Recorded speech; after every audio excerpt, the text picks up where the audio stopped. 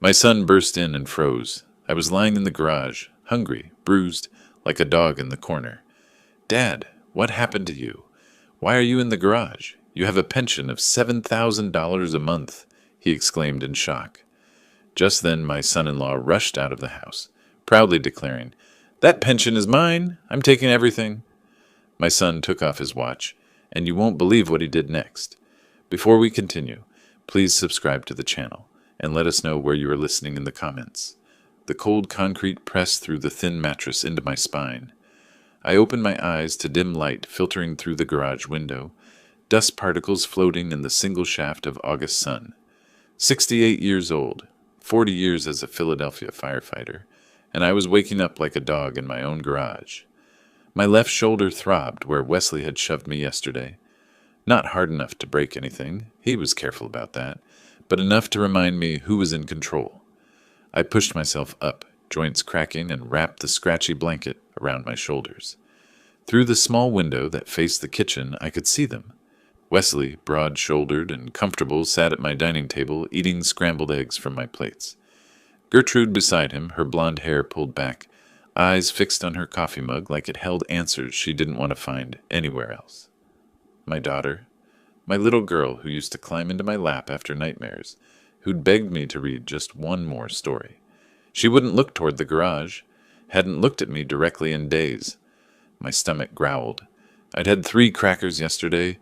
The water from the garage utility sink tasted like rust, but it filled the emptiness somewhat. I stood slowly, testing my balance, and shuffled toward the kitchen door. My hand reached for the handle. The door opened before I could knock. Wesley filled the frame, 6'2" to my 5'9". His eyes were flat, uninterested. "I just need coffee," I said. My voice came out hoarse. "Just coffee, Wesley." "Garage residents don't get kitchen privileges." He crossed his arms. "That's the rule. You know the rule." I looked past him to Gertrude. She was staring at her plate now, fork pushing egg around in circles. "Gertrude, sweetheart." She didn't lift her head. "Wesley's right. You should go back, Dad." "Not Daddy. Not Papa. Just Dad," delivered in that flat voice she'd been using for 2 weeks, ever since they'd moved me out here. The formality cut deeper than Wesley's shove had. Wesley's mouth curved into something that wasn't quite a smile. "Oh, and your pension came through yesterday. Don't worry, I'm handling everything just fine." He closed the door. The lock clicked. I stood there for a moment, hands still raised, before turning back toward the mattress. My fingers clenched into fists, then released. Clenched again. The anger was there, small but bright, like an ember buried in ash. The flip phone sat on the concrete floor beside my pillow. I'd kept it for emergencies after my smartphone disappeared 10 days ago. Wesley said he'd taken it to pay the phone bill. I picked it up with shaking hands and checked the text notification from the bank, the automated system I'd set up months ago, back when I still controlled my own accounts. Withdrawal, $7,000. New balance, $147.23. $7,000. My entire pension payment. Gone. I sat on the mattress and stared at the screen until the numbers blurred. On the wall across from me, my old firefighter uniform hung from a nail. The dark blue fabric, the badge that caught the weak light. The patches from Station 19, where I'd worked my last 15 years. That uniform had seen smoke and flame, had been soaked in water from broken hydrants, had smelled like ash and sweat and courage. Now it watched me sleep on a garage floor. I'd trusted Wesley. That was my first mistake. 3 months ago, when he'd offered to help with my finances, I thought he was being kind, responsible, a good son-in-law helping his retired father-in-law manage the bills. I'd signed the papers without reading them carefully. Gertrude had smiled and called me a good dad. Wesley had shaken my hand. The trap had already closed. I just hadn't felt it yet. Through the window, I watched Wesley laugh at something on the television, my television, in my living room. He'd rearranged the furniture last week, pushed my recliner into a corner, and replaced it with a leather sofa I'd never seen before. Charged to my credit card, probably. Everything was charged to my accounts now. I looked down at the flip phone again. Daniel's number was the only one programmed in. My son living 2 hours away in Harrisburg with his wife and kids. I hadn't spoken to him in 3 months. Wesley had taken my smartphone before I could call him, and this old flip had no credit left. The automated voice had made that clear yesterday when I'd tried. Insufficient credit. Please add funds to make this call. But I had no funds. Wesley had everything. I set the phone down and walked back to the window. My reflection stared back at me from the glass. Thinner than I used to be. Gray stubble on my jaw. Bruises yellowing on my shoulder. An old man. A defeated man. Except something in my chest had shifted. The ember was spreading. I'd spent 40 years walking into burning buildings while other people ran out. I'd carried unconscious victims down smoke-filled stairwells. I'd stood on rooftops while flames licked at my boots and figured out how to get my crew home alive. The Philadelphia Fire Department had given me 17 commendations. The mayor had shaken my hand at my retirement ceremony.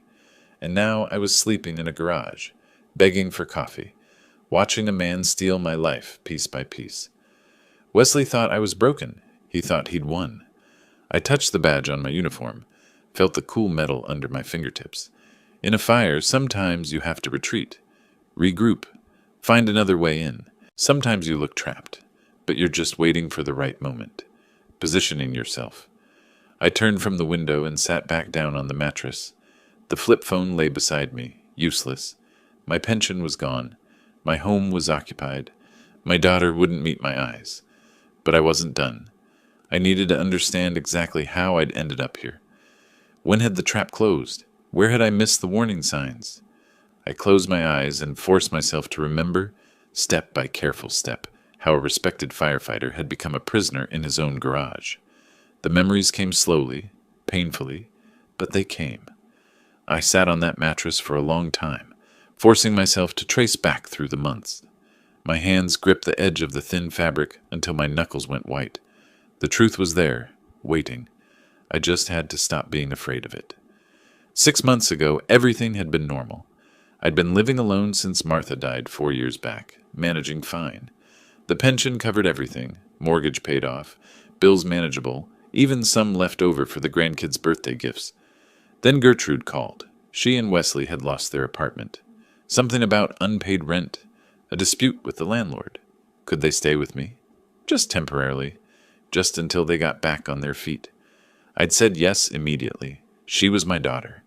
What else would I do? They'd moved in with 2 suitcases and a lot of promises.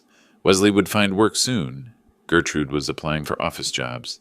They'd be out in 2 months, 3 at most. I'd set them up in the guest room and spare bedroom, told them to make themselves comfortable. Wesley had started talking about finances within a week. The memory came into focus now, sharp as broken glass. 3 months ago, June.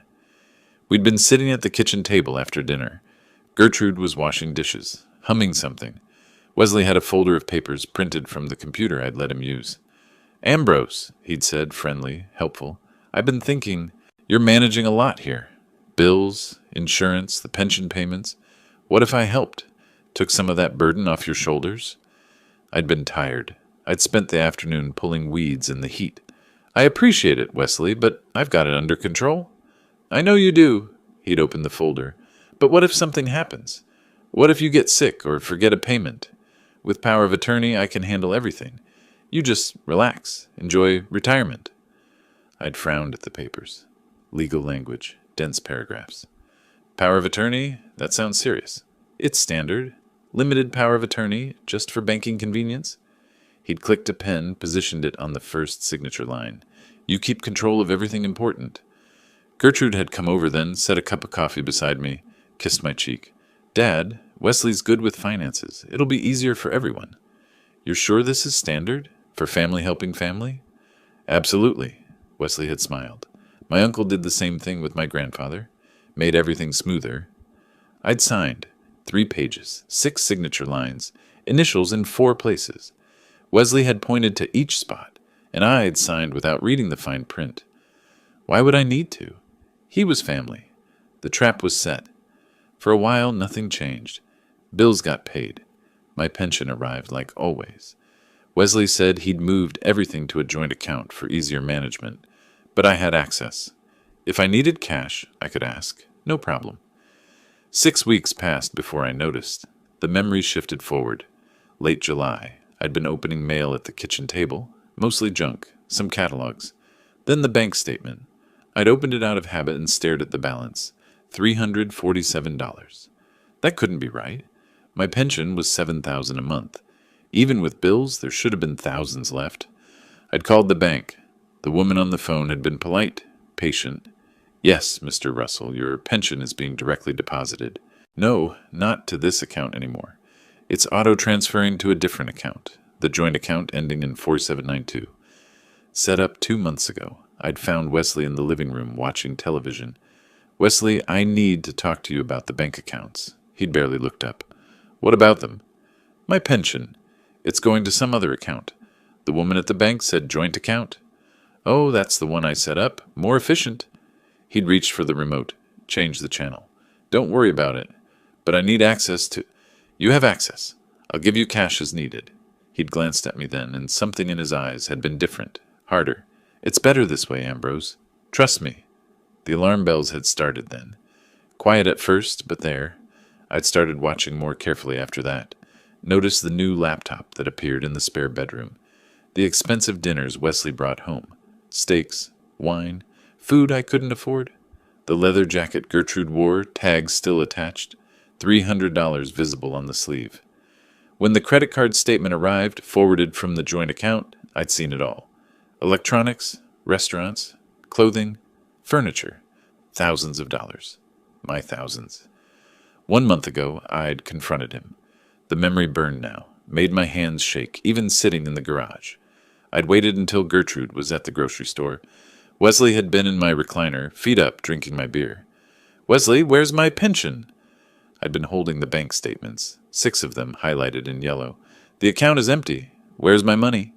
He'd set down the beer slowly. Our money? You signed it over. I'm managing it properly. Managing it? You're stealing it. My voice had risen. I never agreed to this. I signed papers for convenience, not for you to... He'd stood up, fast. Suddenly he was close, using his size, his height. I'd stepped back instinctively. You signed the papers, he'd said, voice cold. It's legal. Power of attorney means I control the accounts. And if you make trouble, Ambrose, I'll have you declared incompetent. You're old, you're forgetful. You're clearly not capable of managing your own affairs. Nursing home. Think about it. The shove had come then. Not a punch. That would leave marks people would ask about. Just his palm against my chest, hard enough to send me stumbling backward into the wall. My shoulder had hit first, the same shoulder that throbbed now. Gertrude had come home 10 minutes later. She'd seen me holding my shoulder, seen Wesley sitting calmly with his beer. She'd looked at me, looked at Wesley, and said nothing. That's when I'd known. She was complicit. Not forced, not deceived. Complicit. 2 weeks ago, they'd stopped pretending.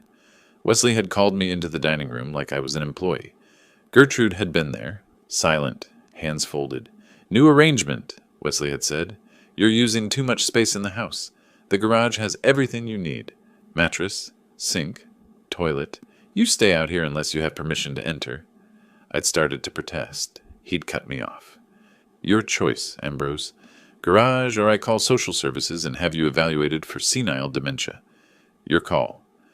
I'd moved my mattress that night, carried it through the kitchen while they watched television. Now, sitting in the August heat with the flip phone dead in my hand, the full picture was clear. Every piece, every step of the trap. For weeks I'd been thinking like a victim. Trapped, helpless, afraid. But victims don't survive burning buildings. Firefighters do. And firefighters don't panic. They plan. They find the exits. They know the structure's weaknesses. They wait for the right moment. I stood and walked to my uniform, touched the badge again. Remembered, in a fire, sometimes you have to retreat to advance. Sometimes you look beaten, but you're positioning yourself for the next move. Wesley thought he'd won, thought I was broken. He was wrong. I looked at my reflection in the garage window. Older, thinner, bruised. But my eyes were different now, harder, clearer. I couldn't call Daniel, not yet. Not without a real phone. But Wesley had given me something valuable. Time. 2 weeks in this garage, watching them through that window. I'd learned their patterns, their routines. When Wesley left for his afternoon walks, when Gertrude took her long baths, where they kept the spare keys, how the house sounded when they slept. I'd learned something else too. I wasn't done fighting. Not even close. The next day, something changed. Something Wesley didn't expect. Friday evening, the garage had that particular quality of silence. Not peaceful, just empty. I sat on the old wooden chair I'd dragged from the corner, watching shadows lengthen through the window. My posture was different now, straighter. The bruise under my left eye had turned yellowish purple, 2 days old from Wesley's accidental elbow. But something inside me had shifted since yesterday's memories. I wasn't just surviving anymore. I was waiting. Then I heard it, the specific rumble of Daniel's Honda Accord, the one with the slightly loose exhaust he kept meaning to fix. My heart seized in my chest. Hope and dread collided like chemical reactions. Not now, not like this. He couldn't see me like this. But the engine cut off, car door slammed. Footsteps on the driveway. Through the small window, I watched the house. Couldn't see the front entrance from here, but I heard the door open. Heard Daniel's voice, warm and unsuspecting. "Hey, anyone home? Where's Dad?" A pause. Then Gertrude, too quickly voice pitched wrong. "Daniel, we didn't know you were coming. He's in the garage, working on something." Wesley's voice drifted out, casual but territorial. "Daniel, long time." I stood slowly, hands shaking. Part of me wanted to call out, warn him somehow. Another part wanted to hide, preserve the illusion that everything was fine, protect my son from the truth. But my legs wouldn't move either direction. "Where's the garage?" Daniel asked. He knew where it was. He'd grown up in this house. The question was a challenge. Footsteps approached. The garage door swung open. Light from the house flooded in, and Daniel's silhouette filled the doorway. Taller than I remembered, broader. His face emerged from the backlight, and I watched the emotions cycle across his features. Confusion, horror, shock. His eyes found mine, then tracked down to the bruise, the mattress on the concrete, the single thin blanket. "Dad?" His voice cracked slightly. "Dad, what happened to your face?" I couldn't speak, couldn't form words. Just stood there like a specimen under examination. He crossed the space in 3 strides, gripped my shoulder. "You're living in the garage. Why are you living in the garage? You have a pension, $7,000 every month." "Daniel," my throat was dry. "You shouldn't have come." $7,000, Dad? Where is it?" "It's complicated, son." Wesley appeared in the doorway then, chest puffed, filling the frame with his bulk. That smug expression I'd come to know so well. "Not complicated at all," Wesley said. "That pension belongs to me now. I control everything. Your father signed the papers." Daniel turned slowly, stood to his full height. "Excuse me?" "Power of attorney, all legal." Wesley stepped into the garage like he owned it, which, in his mind, he did. He signed it over. "The money's mine, the house is mine. Well, it will be. And this?" He gestured at the mattress, at me. "This is where he lives now. House rules." From the doorway, Gertrude's voice came weakly. "Wesley, maybe we should—" "Shut up, Gertrude." Wesley didn't even look at her. "Your brother needs to understand how things work here." Daniel's jaw tightened. His hand moved to his wrist, to the watch there. An Omega, stainless steel catching the light. I'd seen it before, Christmas 2 years ago. He'd been proud of it.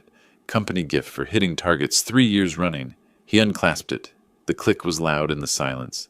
Waited in his palm for a moment, then set it down on the dusty workbench with deliberate precision. "This watch is an Omega," Daniel said, each word measured and cold. "Company gave it to me for hitting targets 3 years running, worth about $8,000. He looked at Wesley. "Take it." Wesley blinked. "What?"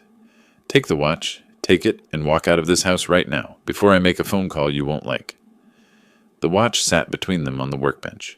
$8,000 in stainless steel and craftsmanship, sitting on sawdust and old oil stains. Wesley stared at it, then at Daniel, then at the watch again. His face went through calculations. Greed, suspicion, anger. Behind him, Gertrude had gone pale, one hand pressed to the doorframe for balance. "Take it," Daniel repeated. "Last chance." Wesley's mouth curved into that smile again, the one that said he'd already won. He reached down, lifted the watch, turned it over in his thick hands. "Nice watch," he said, setting it back down. "But why would I take $8,000 when I've got $7,000 coming in every month? For free?" Daniel's voice stayed level. That pension isn't yours. It is now. Power of attorney, kid. All legal. Wesley crossed his arms, confident. You want to call the cops? Go ahead. They'll tell you the same thing. Your old man signed it over. His choice. Daniel's hand slid into his pocket, pulled out his smartphone. Wesley's smile widened. Be my guest, Wesley said. They won't do anything. I've got the paperwork. The pension gets deposited into my account. This house? Once I get him declared incompetent, it'll be mine too. And he lives in the garage because those are the rules now. My rules. I watched Daniel's face. Watched something shift behind his eyes. He held the phone casually, angled away from Wesley. His thumb moved across the screen, but he didn't raise it to his ear. You're forcing him to live out here, Daniel said quietly. Not a question, a prompt. Forcing? Wesley laughed. He's free to leave any time. Find himself a nice nursing home. State-run facility for incompetent seniors. That's his other option. And you're spending his pension.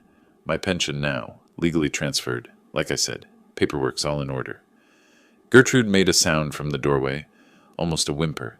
Wesley, maybe we should just... Daniel didn't look at her. His voice went cold. Don't. Not one word, Gertrude. Danny, you don't understand. We needed... I'll talk to you later.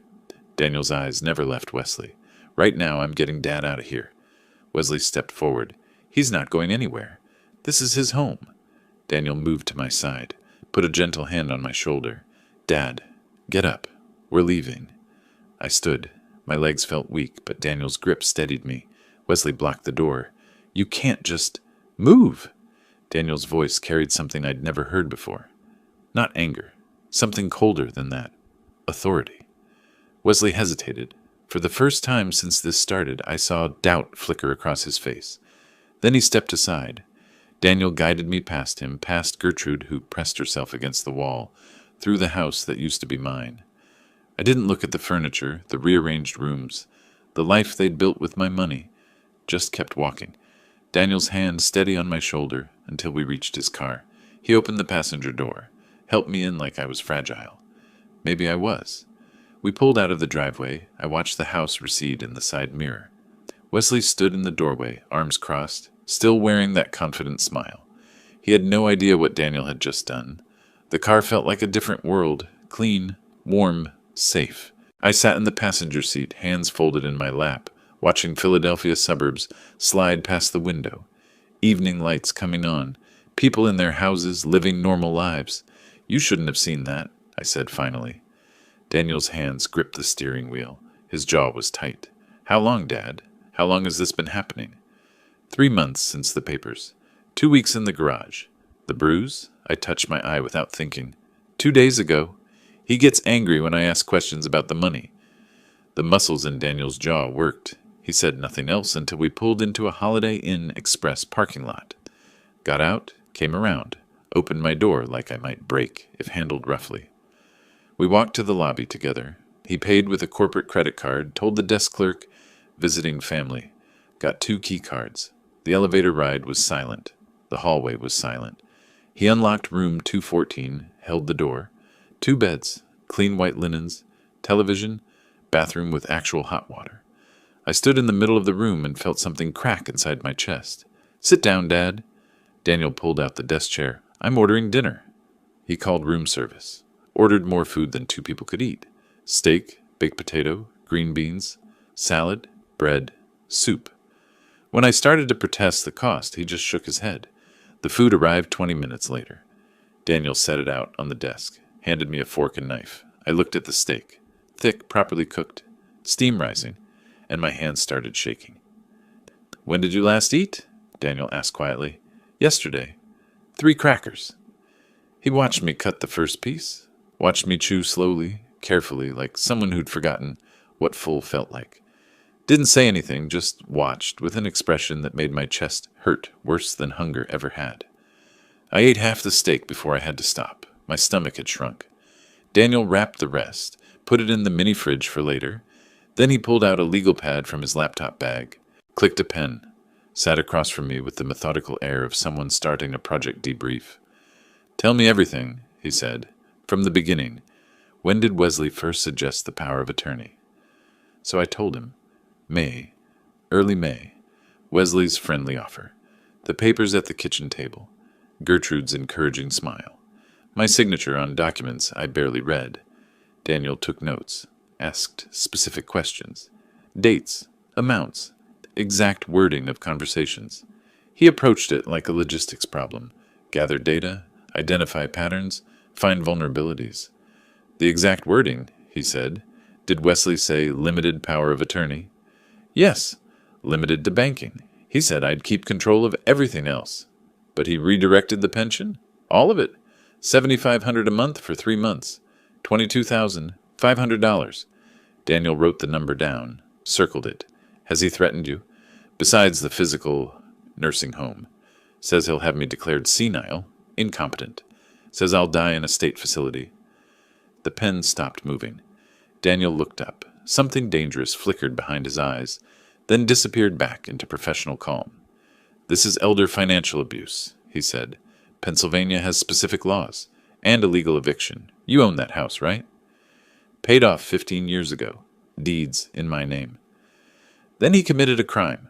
Multiple crimes. I shook my head.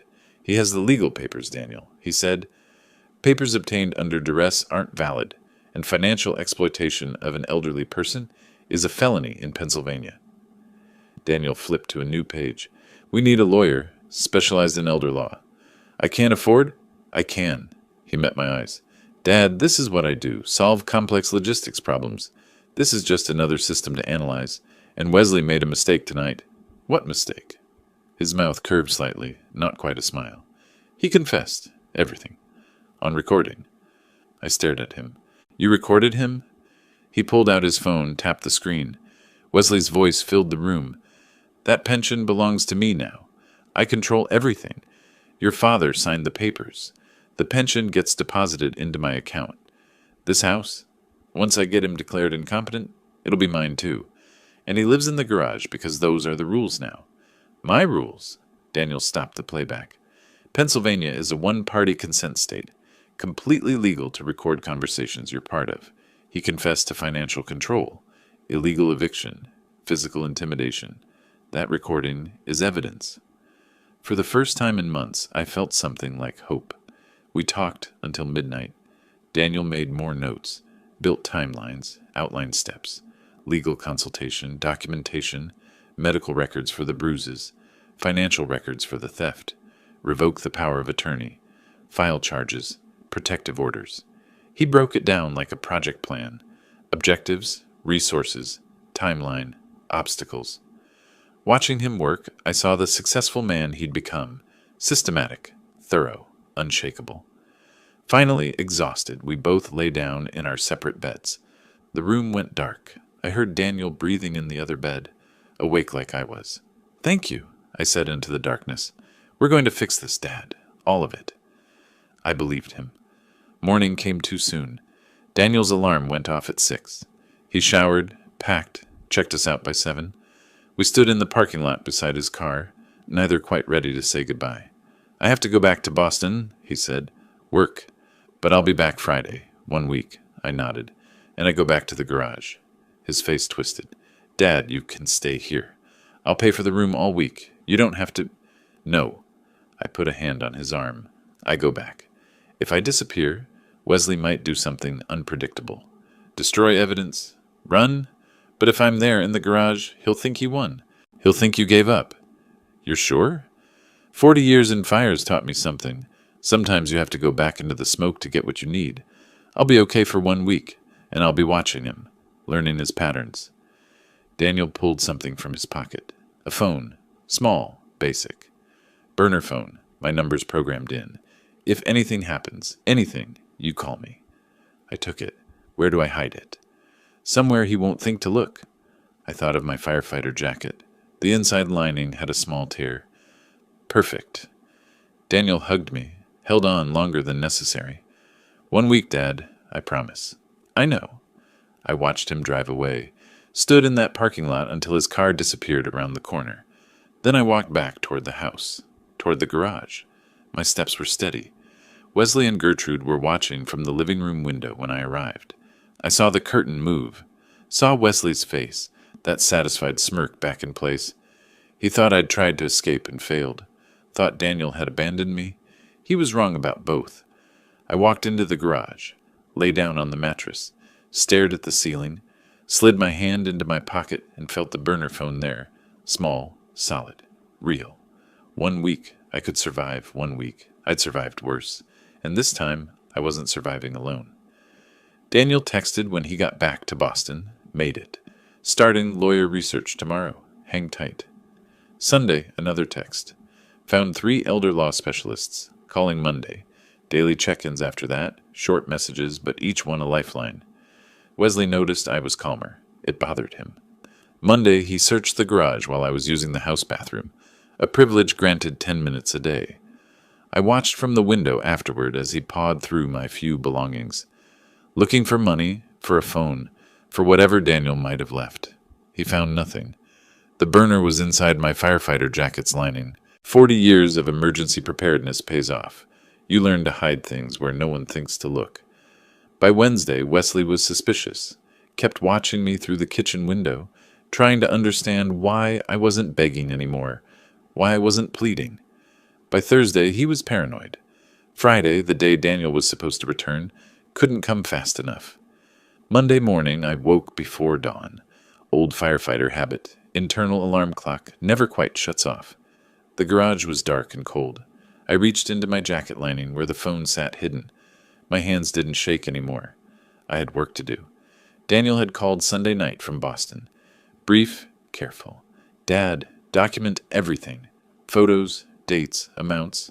The lawyer needs evidence. So that's what I did. I photographed the mattress first, then the concrete floor, the lack of insulation, the single blanket that did nothing against the chill, the utility sink with rust stains, the view from my window toward the house where Wesley and Gertrude lived their comfortable life on my money. In a dusty corner, I found an old contractor's notebook, spiral-bound, half the pages still blank. I started writing. May 8th, Wesley suggested power of attorney, said just for convenience. May 10th, signed papers at kitchen table, Gertrude present, reassuring. June 15th, discovered pension redirected to joint account, $75 on $100 missing. The dates came easier than I expected. Firefighter training again. We logged everything, every call, every incident. Turned out financial abuse had the same structure as any other emergency. Timeline, evidence, witnesses. Through the garage window, I watched Tuesday unfold. A delivery truck pulled up around noon. 2 men wrestled a massive box toward the front door. 70-inch television, the logo visible even from my vantage point. Wesley directed them like a homeowner. Proprietary gestures, satisfied smile. I photographed it through the window. Wasn't perfect quality, but good enough. Timestamp, clear image. Later that afternoon, the SUV appeared. Brand new Ford Explorer, gleaming black, temporary dealer tags visible. Wesley and Gertrude walked around it, admiring. He'd bought it without selling the old sedan. Just added a second vehicle to the fleet. My fleet. My pension money. $28,000 of my retirement, and counting. I took more photos. The SUV from multiple angles. Wesley loading grocery bags from the trunk. Expensive whiskey bottles visible. Premium labels I recognized from my own better days. Tuesday night, Daniel called. The lawyer's name is Sandra Mitchell. Specializes in elder law. We're meeting Wednesday at 3. Coffee shop on Broad Street. That little independent place near the library. Can you get there? I'll tell Wesley I'm taking a walk. Be careful, Dad. Wednesday morning, Wesley was watching me. I felt his eyes through the kitchen window as I sat on the garage chair, pretending to read an old magazine I'd found. Around 2, I stood, stretched, made a show of needing movement. Going for a walk, I called toward the house. Get some air. No response. Just that feeling of being watched. I walked 6 blocks to the coffee shop. The world outside my garage felt strange. Normal people doing normal things. Buying coffee, laughing at phones, living lives that didn't include sleeping on concrete floors. Daniel was already there, corner booth. The woman beside him was mid-50s, professional gray suit, leather briefcase on the table. She stood when I approached, extended her hand. Mr. Russell, I'm Sandra Mitchell. Daniel's told me about your situation. Before we begin, I need to hear it directly from you. Everything that's happened. I sat, took a breath. Where do I start? Start with the power of attorney. When did Wesley first mention it? So I told her. The whole timeline. The friendly offer that became a trap. The papers I signed without reading carefully enough. The gradual theft of my pension, my autonomy, my home. The physical intimidation. The garage. Sandra took notes, quick shorthand, occasionally stopping me to clarify dates or amounts. She had the focused intensity of someone who'd seen these cases before and knew exactly what mattered. When I finished, she pulled out a tablet, connected headphones, pressed play. Wesley's voice filled the tiny space between us. That pension belongs to me now. I control everything. Your father signed the papers. The pension gets deposited into my account. This house? Once I get him declared incompetent, it'll be mine too. She stopped playback, removed the headphones, looked at me directly. Mr. Russell, Pennsylvania law is very clear on this. Financial exploitation of a person over 60 is a felony. If you can prove the power of attorney was obtained through coercion, and that recording certainly suggests it was, the document is voidable. But Wesley says it's legal. He says the police won't help. He's wrong. She pulled papers from her briefcase. What he's done is elder financial abuse. Pennsylvania takes it seriously. Additionally, evicting you from your own home, that's illegal detention and property theft. She paused. So we can stop him, but more importantly, we can charge him. Criminally. The word hung in the air. Criminally. Daniel leaned forward. Tell her about your documentation, Dad. I showed her the notebook, the timeline, the amounts, the specific dates and incidents. Sandra studied each page, nodding. This is excellent. Detailed. Specific. This will be powerful in court.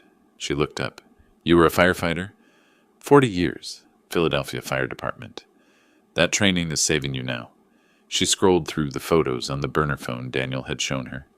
These images, your living conditions, clear evidence, combined with the recording. She set down the phone.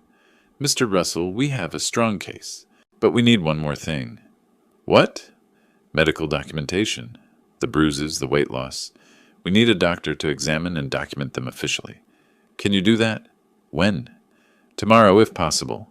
The fresher the documentation, the better. We talked for another hour. Sandra outlined the legal process. Revoke the power of attorney, file for protective orders, pursue criminal charges, recover the stolen pension. Each step precise, methodical, achievable. I'd spent 3 months feeling helpless. 40 minutes with Sandra Mitchell, and I had a plan. When we left, Daniel walked me partway back, stopped at the corner 2 blocks from the house. You okay, Dad? I'm okay. He hugged me. 1 more week, maybe less. I walked the last 2 blocks alone. Something felt wrong before I even turned onto my street. Wesley's SUV was parked crooked in the driveway, like he'd been in a hurry. The garage door was slightly open. I always closed it completely. My hand went to my jacket pocket, touched the outline of the burner phone. Still there. But something had changed. I could feel it. I pushed open the garage door. Wesley sat on my workbench, legs dangling, holding something in his hand. As my eyes adjusted to the dim light, I saw what it was. Pieces of a phone. A phone just like the one in my pocket. My hand flew to my jacket. The pocket was empty. The lining torn open. He'd found it. My mattress was overturned. The firefighter jacket lay crumpled on the concrete, its interior lining ripped. My few belongings scattered across the floor. He'd torn the place apart. Wesley held up the shattered phone, screen dangling in fragments. His smile was triumphant. What's this, Ambrose? Where'd you get a phone? I made my voice small, submissive. Daniel gave it to me, just to call him sometimes. Daniel gave it to you. Daniel who took you away last week. Daniel who thinks he can interfere. He slid off the workbench, used his height to tower over me. Who have you been talking to? Just Daniel, I swear, just my son. Liar!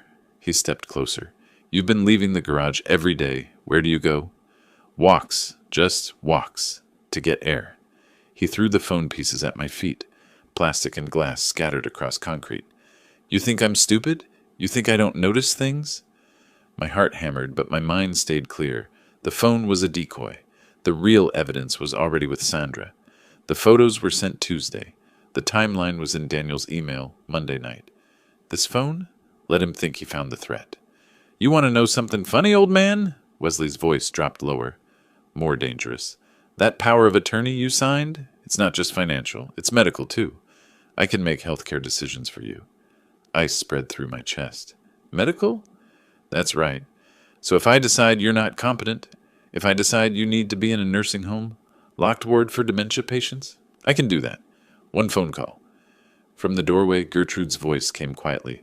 Wesley? Shut up, Gertrude. He didn't turn. Your father needs to understand his position. I looked at my daughter, met her eyes. Silent plea. Stop him. Help me. You're my daughter. She looked away. That was when I knew. Completely. She'd chosen Wesley over me. Not passively. Actively. Please. I let my voice shake. Not all acting. The medical threat was real. Terrifying. I'm sorry. I won't cause trouble. You're right. You won't. Wesley picked up my jacket, examined the torn lining. No more phones, no more walks without permission, and no more dinner tonight. You need to learn. He walked out. Gertrude followed without looking back. I stood in the wreckage of my searched garage, surrounded by broken phone pieces and scattered belongings. Slowly, I righted the mattress. Picked up my jacket.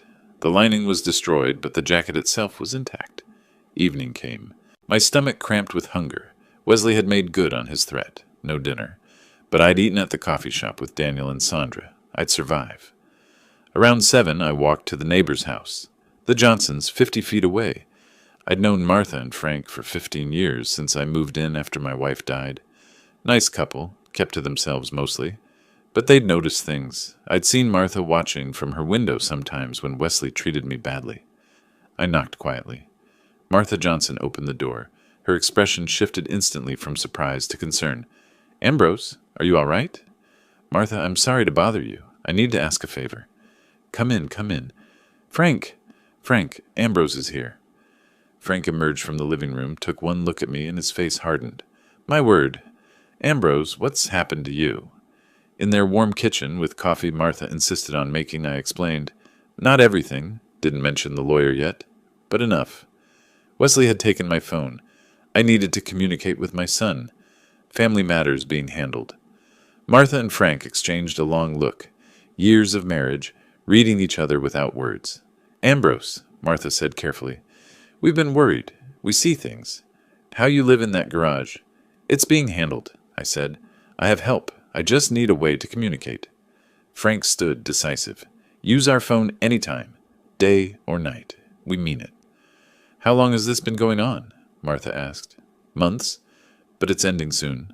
She reached across the table, put her hand over mine. We should have said something sooner. We should have done something. You're doing it now. That's what matters. Frank gave me their phone number written on a piece of paper. Told me the back door was always unlocked if I needed to come over when they were out. They had a spare key under the mat. Actually told me where it was. I walked back to my garage, feeling less alone than I had in months. That night, from the Johnsons' house, I called Daniel. Told him about the phone Wesley found. He laughed. Actually laughed. Dad, that phone was backup. Everything's already with Sandra. He found nothing important. He has medical power of attorney. He threatened nursing home. Daniel's voice went cold.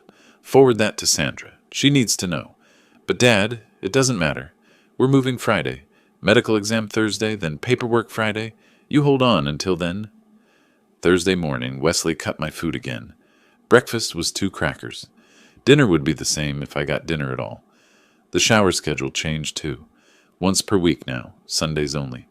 He was tightening the cage, trying to break whatever spirit he sensed hadn't broken yet. But I had an appointment that day. Sandra had arranged it. Medical examination at a clinic downtown. Documentation of the bruises, the weight loss, the effects of Wesley's abuse. Not just for court, for the criminal charges Sandra said were coming. I told Wesley I was going for a walk. He watched me leave with suspicious eyes, but said nothing. At the clinic, Dr. Sarah Chen examined me thoroughly. Asked questions I answered honestly. Photographed the yellowing bruise under my eye. Weighed me. I'd lost 23 pounds in 3 months. Documented muscle loss, signs of malnutrition, stress indicators. Mr. Russell, she said quietly, filling out forms, I'm required to report this. What's being done to you is abuse. It's being reported, I told her. By a lawyer. Criminal charges are coming. She handed me copies of everything. Good. You deserve better than this. Walking back, I stopped at the Johnsons' house. Martha made me lunch. Real lunch, sandwich and soup and fruit. Frank sat with me while I ate, talking about nothing important, giving me the gift of normal conversation. That night, lying on my thin mattress with hunger cramping my stomach despite lunch, I thought about time. How it moves differently when you're waiting for rescue. How days feel like weeks, but I'd survived worse. Burning buildings, smoke inhalation, collapsed structures. I could survive my own son-in-law for a little while longer. Friday morning, I walked to the corner grocery store. Not because I needed groceries. The milk was just cover. But because I needed to buy there at exactly 9:15, when Daniel would happen to drive by. Wesley watched me leave. I felt his eyes from the kitchen window. But I'd been taking walks all week, my new hobby since the phone incident. He was suspicious, but he let me go. Probably figured I had nowhere to go, no way to cause trouble. He was wrong. Daniel's Honda pulled into the parking lot at 9:17. He climbed out, looked up, feigned surprise. "Dad, what are you doing here?" I held up the quart of milk I'd bought with quarters. "Daniel, I didn't know you were coming to town." Last-minute decision. Wanted to check on you. His eyes found mine. Dropped to the milk. Understood everything. "Let me buy you breakfast. Real breakfast. We need to talk." 20 minutes later, we were at the medical clinic. Dr. Sarah Chen was expecting us. Sandra had briefed her beforehand. Professional courtesy between people who deal with abuse cases regularly. Dr. Chen was thorough. She photographed every bruise from multiple angles. Medical-grade camera capturing details invisible to phone cameras. Measured my weight, 152. Down from my normal, 175. She tested reflexes, cognitive function, checked for signs of malnutrition. "Mr. Russell," she said, typing notes, "these bruises are in different stages of healing. This one is about 4 days old. This one is closer to 2 weeks. Can you tell me how you got them?" I told her. Wesley's shove Wednesday.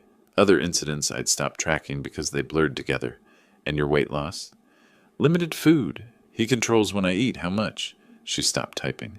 Looked at me directly, professional mask slipping. "Mr. Russell, I'm required by law to report suspected elder abuse. But I want you to know, I'm not just reporting this because I have to. I'm reporting it because what I'm seeing here is clear evidence of systematic abuse. No one should live like this." Her written report was 15 pages. Detailed measurements, clinical observations, photographs attached. She used terms like deliberate deprivation and pattern consistent with long-term physical abuse, medical language that would carry weight in court. The weekend crawled. Sandra was finalizing documents, triple-checking evidence, preparing filings. Daniel stayed at a hotel but visited Saturday and Sunday, bringing food, making sure I ate properly for the first time in months. Monday morning, Sandra called from the Johnsons' phone. "Mr. Russell, the documents are filed, all 3 actions. Wesley will be served Wednesday." What happens then? He has to respond. But more importantly, I've requested emergency temporary orders. We should hear back within 48 hours. Temporary orders. Freezing his access to your accounts. Allowing you back in your house. We can't wait for the full trial. You need protection now. Wednesday afternoon, I was in the garage when I heard shouting from the house. Wesley's voice, loud and rising, then Gertrude's, high-pitched with panic. The process server had arrived. Through the window, I watched the scene play out. Wesley tearing open the envelope, reading, his face cycling through confusion to comprehension to rage. "Gertrude!" he bellowed. She came running from the kitchen. He waved papers at her. "Your father's suing me. He got a lawyer. He's trying to take everything back." Her voice carried clearly. "Adult Protective Services? Financial exploitation? Wesley, this says criminal investigation." I sat on my mattress and allowed myself a small smile. The counterattack had begun. That evening, from the Johnsons' phone, I listened as Daniel described Wesley's frantic lawyer search, attorney after attorney declining once they reviewed the evidence. The recording was the killer. Wesley boasting about controlling the pension, forcing me into the garage. What he'd thought was demonstration of power had become confession to multiple crimes. Finally, Wesley found someone. Attorney James Kovach, Recent graduate, solo practitioner, desperate for clients. Can we win? Wesley had apparently asked. Long pause on the recording Daniel played for me, then Kovach's voice, we can try. Even his own lawyer knew they were doomed. Thursday morning I woke to my phone, the Johnsons' landline, which I'd been keeping in the garage overnight with their permission. Sandra's voice was crisp, professional, excited. Emergency orders granted. As of now, Wesley's financial access is frozen. And Mr. Russell, you have the right to move back into your house. Today. I sat on the thin mattress one last time, looked around the garage that had been my prison for 3 weeks, the concrete floor, the single bulb, the window through which I'd watched my life being stolen. Then I stood, gathered my few possessions into a plastic bag, and walked to the front door. Wesley was in the living room, watching. I'm moving back inside, I said. Guest bedroom. He stood. You can't just... I held up the printed court order Daniel had emailed to the Johnsons. Court order says I can. Section 2, paragraph 3. Read it if you want. His voice went dangerous. You're making a mistake, old man. I met his eyes. No fear anymore, just cold certainty. The only mistake I made was trusting you. That won't happen again. I walked past him to the guest bedroom, closed the door, turned the lock. The click of that lock was the sweetest sound I'd heard in months. Thursday morning, 10:15, Teresa Williams pulled into the driveway in a county vehicle marked Adult Protective Services. I watched from my new window, the guest bedroom window, not the garage, as Wesley straightened his shirt, arranged his face into a welcoming expression, and opened the front door before she could knock. Good morning. You must be Ms. Williams. Welcome, welcome. We're so glad you're here to clear up this misunderstanding. I'd seen enough performances in my firefighting career, people lying to investigators after arson, claiming electrical fires when they'd torched their own businesses for insurance. Wesley sounded exactly like that. Too helpful, too smooth. Teresa Williams, carrying a tablet and professional camera, didn't smile back. I'm Teresa Williams from Adult Protective Services. We received a complaint regarding the living situation here. I need to interview everyone in the household and inspect the premises. Gertrude appeared, nervous energy radiating. Can I get you coffee? Water? We want to help however we can. Teresa ignored the hospitality offer. Let's begin with the garage. I understand Mr. Russell has been staying there? Wesley's performance stumbled. He wanted privacy, independence. We offered him a bedroom, but he preferred... Show me. They walked to the garage. I stayed in my room, listening through the wall. Heard Teresa's camera clicking. Heard her voice, cool and professional. There's no heat source, no bathroom, one mattress on concrete. You expect me to believe a 68-year-old man chose this over a bedroom in the house? He's stubborn. You know how elderly people can be. I know how elder abuse presents, Mr. Matthews, and this looks exactly like it. The kitchen table interview came next. Wesley and Gertrude were sent to the living room. Teresa knocked on my door. Mr. Russell, I need to speak with you privately. We sat across from each other. She set her tablet between us, started recording. Mr. Russell, I need you to be completely honest with me. Are you afraid of Wesley? Yes. Has he physically harmed you? Yes, multiple times. The most recent was last week. I touched the fading bruise under my eye. There have been others. Did you choose to live in the garage? No. He forced me out there 3 weeks ago. Said it was the new rule. I own this house. Paid it off 15 years ago. But he has power of attorney. He controls my pension. He controls everything. I paused. Controlled. Past tense now. She wrote rapidly. The power of attorney. Did you sign it willingly? He pressured me. Threatened to put me in a nursing home if I didn't cooperate. I was afraid. 20 minutes of questions. I answered each one with facts, dates, specific incidents. No embellishment necessary. The truth was damning enough. After my interview, Teresa spoke with Wesley and Gertrude separately. Their stories were too coordinated, too rehearsed. I heard fragments through the walls, phrases that sounded scripted, explanations that contradicted my timeline. Then Teresa left, walked next door to the Johnsons. She was there for 45 minutes. When she came back, her professional mask had cracks in it, controlled anger simmering beneath. She took more photographs of the garage, measurements, notes. Then she left without saying goodbye to Wesley. Friday morning, the temporary orders arrived. Daniel called me on the Johnsons' phone, excited. "Dad, check your email. Sandra sent you the court order." I was at the Johnsons' computer, read the document slowly.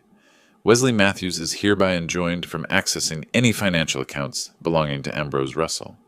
Does that mean?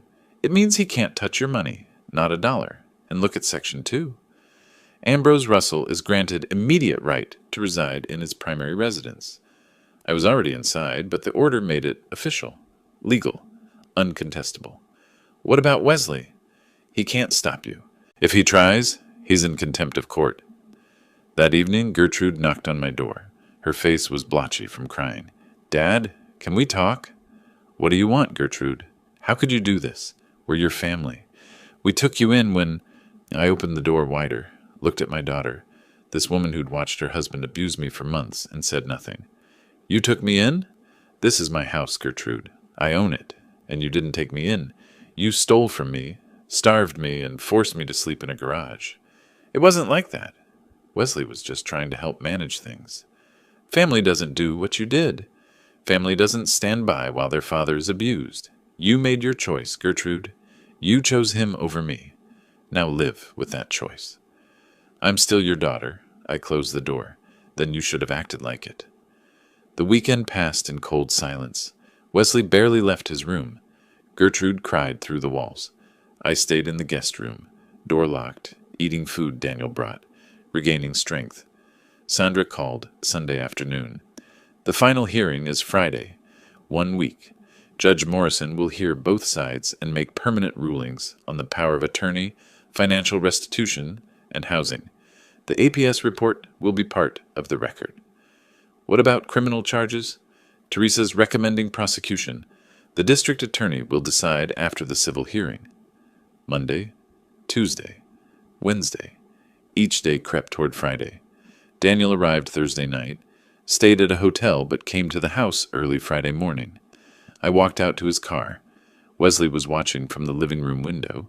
I saw the curtain move. I didn't look back. "Ready, Dad?" Daniel asked. I buckled my seatbelt. The courthouse was 20 minutes away. 20 minutes until everything would be decided. "I've been ready for months," I said. "Let's finish this." Tuesday morning, Daniel parked in the courthouse visitor lot. Through the windshield, I could see the Philadelphia Court of Common Pleas building, all granite and glass, imposing in that way government buildings are designed to be. "You ready, Dad?" Daniel asked. Was I ready? Ready to face Wesley in front of a judge? Ready to have strangers examine my humiliation, my bruises, my garage mattress on a courtroom screen? "Let's go," I said. Because ready or not, this was happening, and I'd rather face it standing than hide from it beaten. Sandra was waiting outside courtroom 5, navy suit, leather briefcase, the picture of professional confidence. She shook my hand. "Good morning. How are you feeling, Mr. Russell?" "Nervous. Ready." "That's good. Nerves keep you sharp." She glanced at her watch. "The judge has allocated 2 hours for this hearing. I'll present our evidence first. Medical, photographic, financial, and audio. Kovach will try to rebut. Then she'll rule. Could be today, could be next week. But given the temporary orders, I expect a decision today." Inside, the courtroom was exactly what I expected. High ceilings, wood paneling, the judge's bench elevated like an altar of justice. Wesley sat at the defense table with Attorney Kovach, wearing an ill-fitting suit, Gertrude beside him, face pale. Wesley's eyes found mine, held them for a moment, then looked away. Judge Patricia Hendricks entered at precisely 10 o'clock.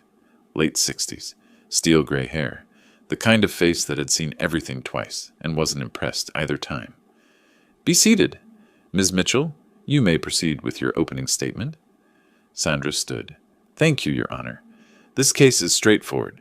The defendant, Wesley Matthews, systematically exploited his father-in-law through financial manipulation, physical abuse, and unlawful deprivation of housing.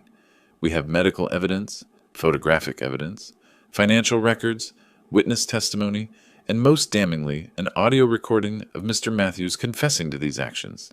She clicked her remote.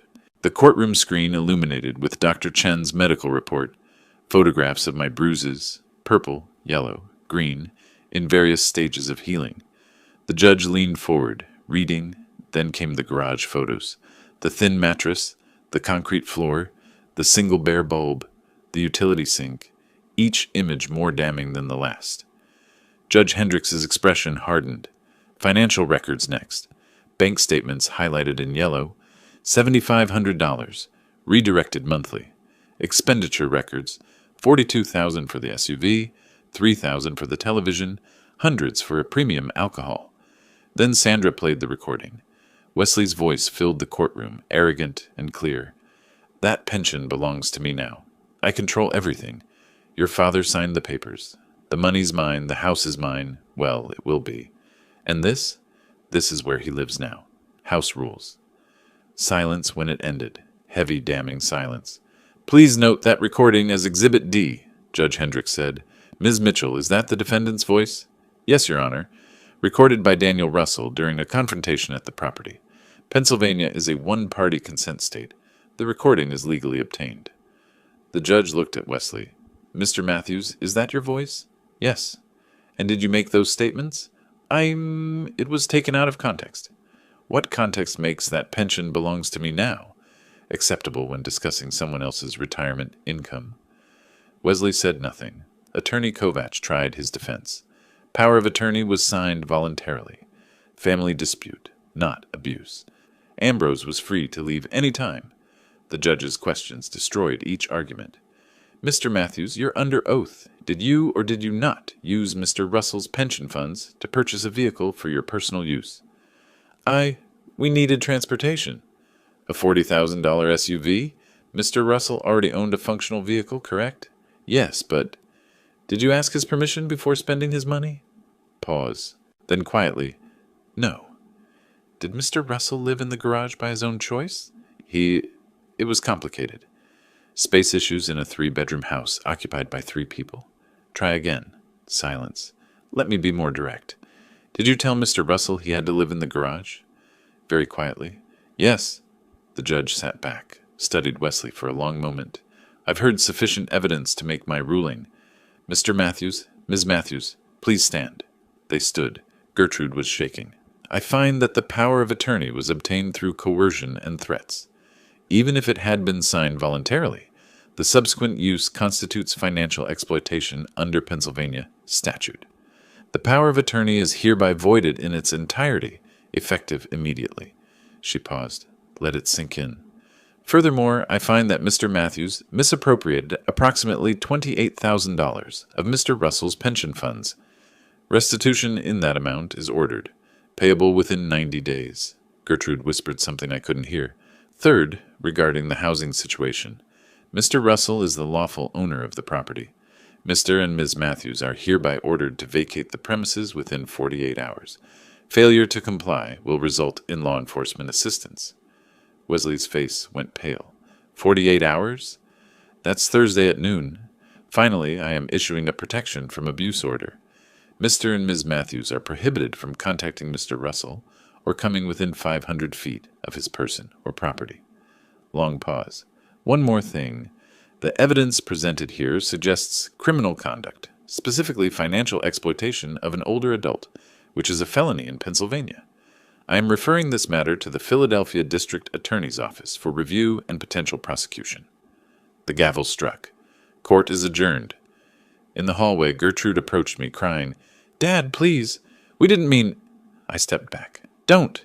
Just don't. We'll pay you back. We'll make this right. You had months to make it right. You chose not to. Daniel positioned himself between us. The judge issued a no-contact order. You need to leave. Wesley pulled Gertrude away, his voice venomous. This isn't over. Sandra stepped forward. Actually, Mr. Matthews, it is. And if you violate that protection order, you'll be arrested. I suggest you spend the next 48 hours packing, not making threats. We walked out into afternoon sunlight. The contrast was sharp, from the dim courtroom to bright August day, from testimony to vindication. Sandra shook my hand on the courthouse steps. You'll receive the written order within 24 hours. Enforcement begins immediately. If they're not out by Thursday noon, call the police.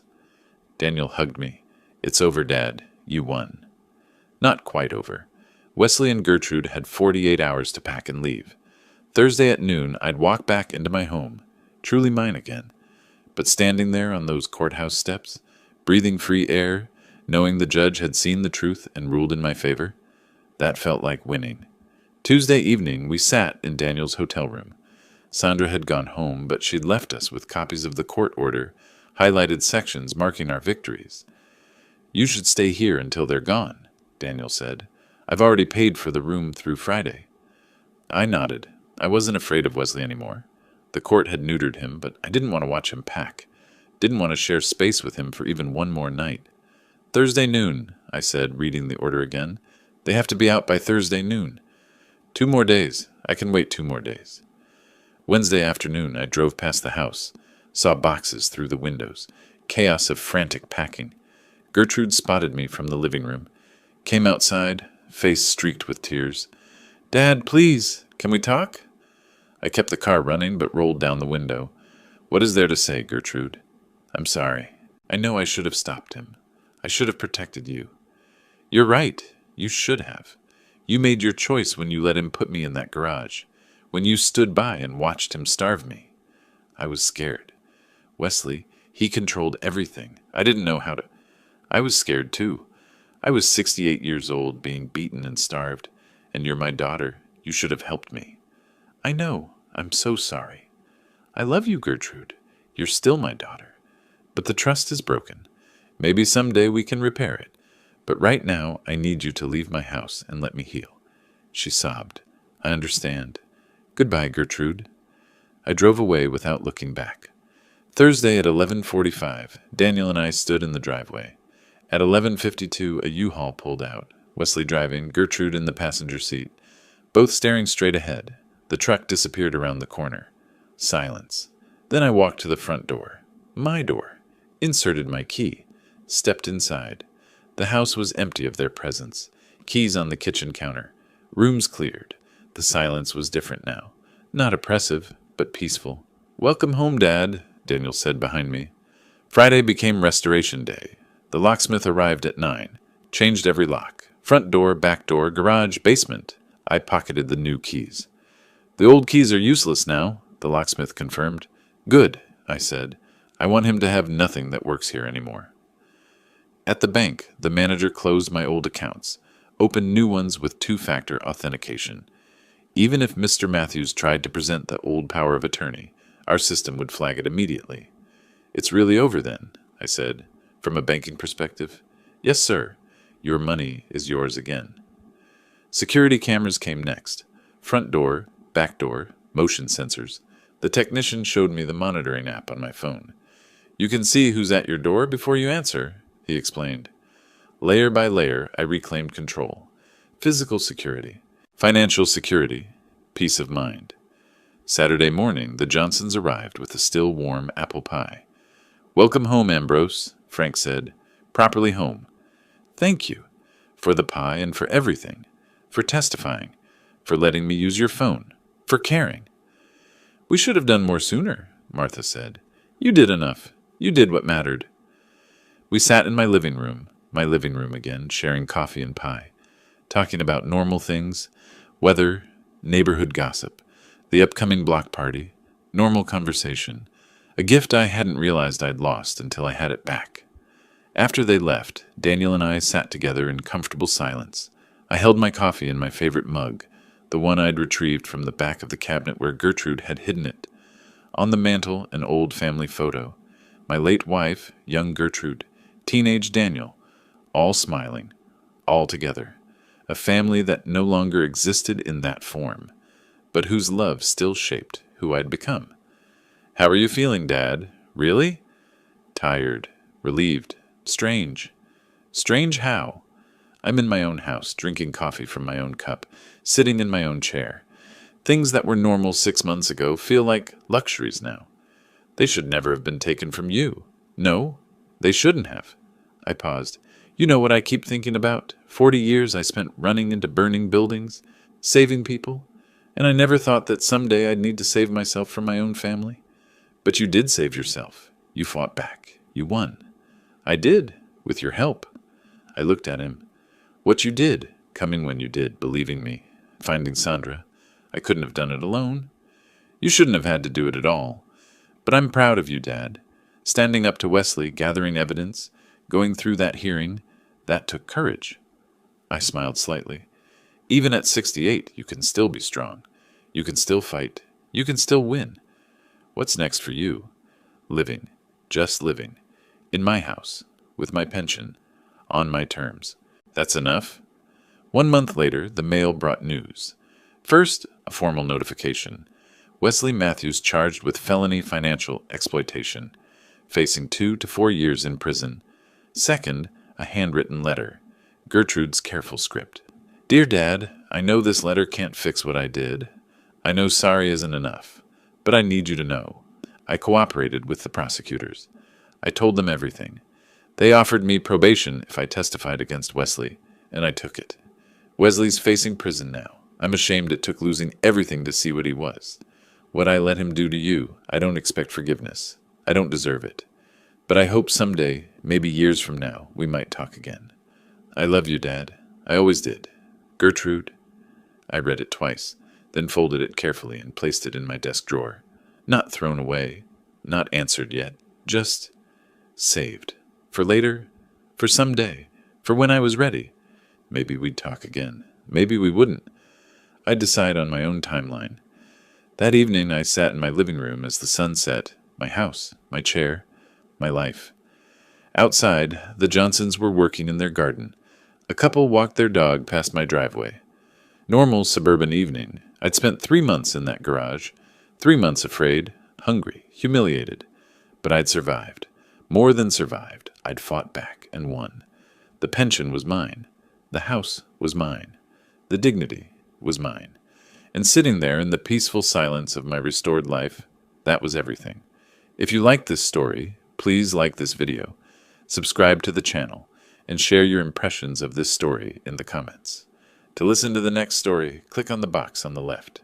Thank you for watching.